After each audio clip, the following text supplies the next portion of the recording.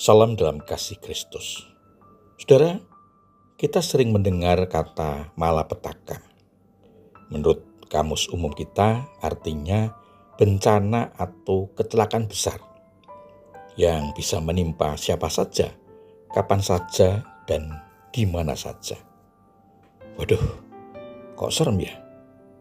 Rasanya kita seperti pesakitan yang sewaktu-waktu bisa tertimpa malapetaka. Memang tidak bisa dihindari ya. Saudaraku, benarkah demikian? Tidakkah ada pengecualian? Mari kita mencari dan menemukan bagaimana caranya atau apa yang harus kita lakukan agar bisa terhindar dari malapetaka. Oleh karena itu, mari kita bersama mendengarkan firman Tuhan dalam renungan Advent Hidup. Sebelumnya mari kita mohon berkat Tuhan dengan berdoa. Bapa di surga, terima kasih atas kemurahan dan berkat-Mu dalam kehidupan kami sampai saat ini. Engkau memberikan kami keselamatan, kesehatan, penghiburan, kekuatan, dan jalan keluar dalam kehidupan kami. Layakkan kami untuk menerima firman-Mu, Roh Kudus menolong dan memampukan kami untuk memahami kehendak-Mu dari firman-Mu dan melaksanakan dalam kehidupan kami sehari-hari. Mohon ampun atas dosa dan kesalahan kami, hanya di dalam nama Tuhan Yesus Kristus, doa ini kami alaskan. Amin. Saudara yang dikasihi Tuhan Yesus Kristus, firman Tuhan yang akan kita dengar dan renungkan bersama, diambil dari Mazmur 91, ayat 10 sampai dengan 11 yang tertulis demikian. Malapetaka tidak akan menimpamu, dan tulah tidak akan mendekati kemahmu, sebab malaikat-malaikatnya akan diperintahkannya kepadamu untuk menjaga engkau di segala jalanmu. Demikian firman Tuhan. Saudaraku, bagian firman Tuhan ini diberi tema malapetaka tidak menimpamu jika. Saudara, malapetaka tidak akan dapat terjadi kepada seorang hamba yang setia, kecuali diizinkan Allah. Kebenaran ini tidak berarti seorang hamba tidak pernah mengalami masa-masa yang tidak menyenangkan atau masa sulit.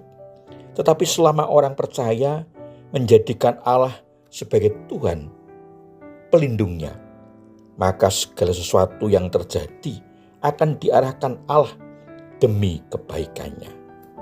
Kitab Roma pasal 8 ayat 28 memberi kesaksian. Kita tahu bahwa Dia turut bekerja dalam segala sesuatu demi kebaikan orang-orang yang mengasihi Allah, yaitu mereka yang terpanggil sesuai dengan rencananya. Saudara, orang-orang percaya yang harus menderita dalam hidupnya, Allah akan mendatangkan kebaikan dari semua kesesakan, pencobaan, penganiayaan, dan penderitaan.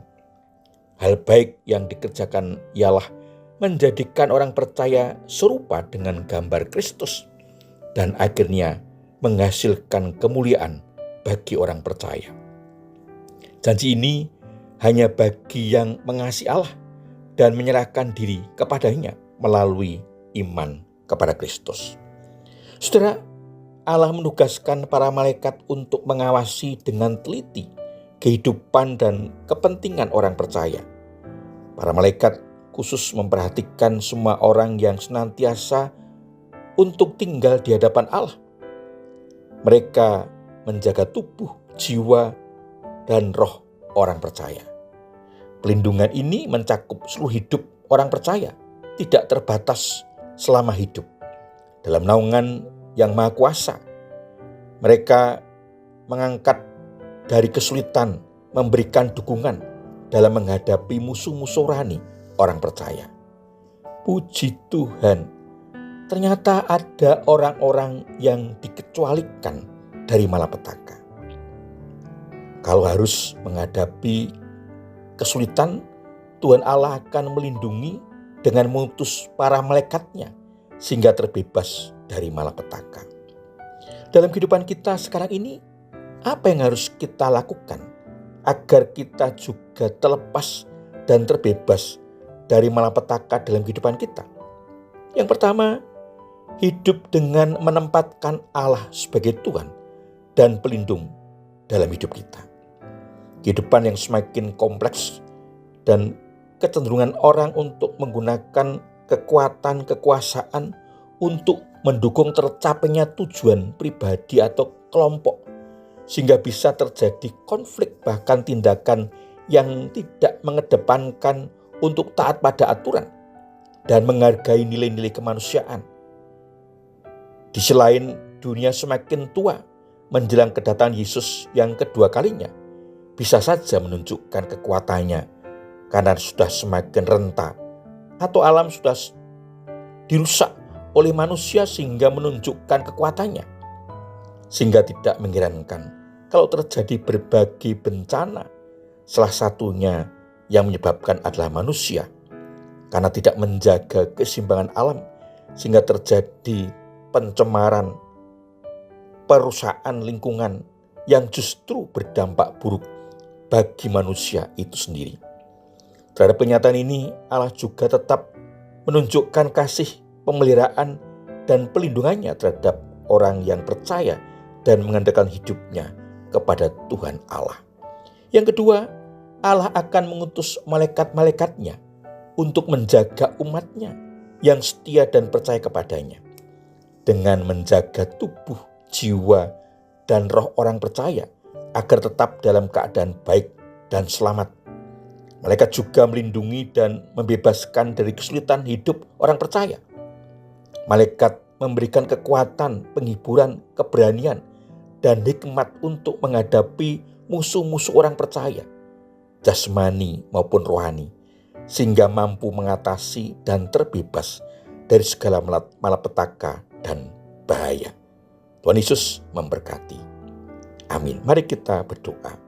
Bapa di surga, terima kasih firman-Mu memberi pencerahan kepada kami, sehingga kami terbebas dari rasa takut dan khawatir dalam kehidupan.